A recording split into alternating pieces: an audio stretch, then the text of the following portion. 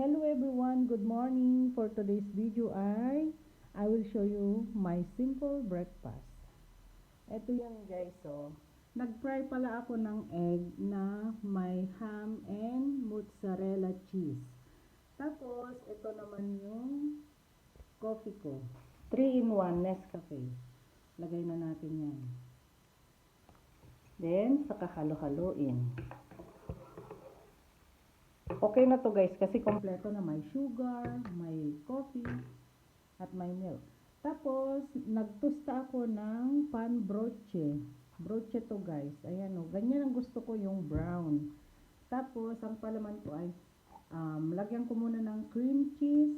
Then, bago ko ilagay ang egg with ham and mozzarella cheese. Ayan guys. Lagyan na natin to.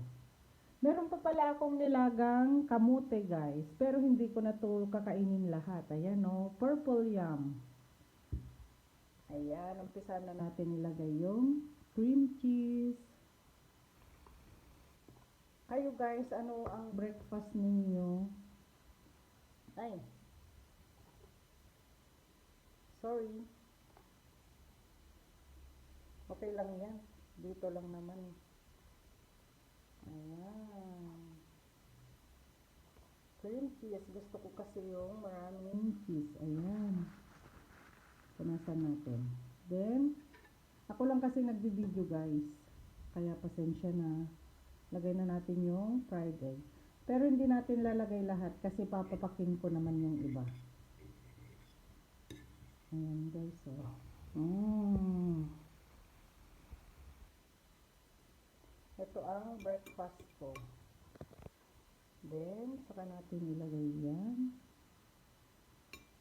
At ayan na. Pan broche with ham and fried egg with ham and cheese and cream cheese. Light cream cheese.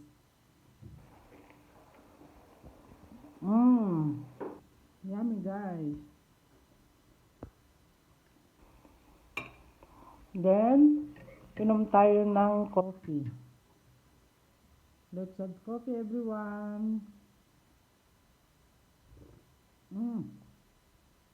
Perfect. Sino sa inyo ang gusto rin ng purple yam mo? Masarap to.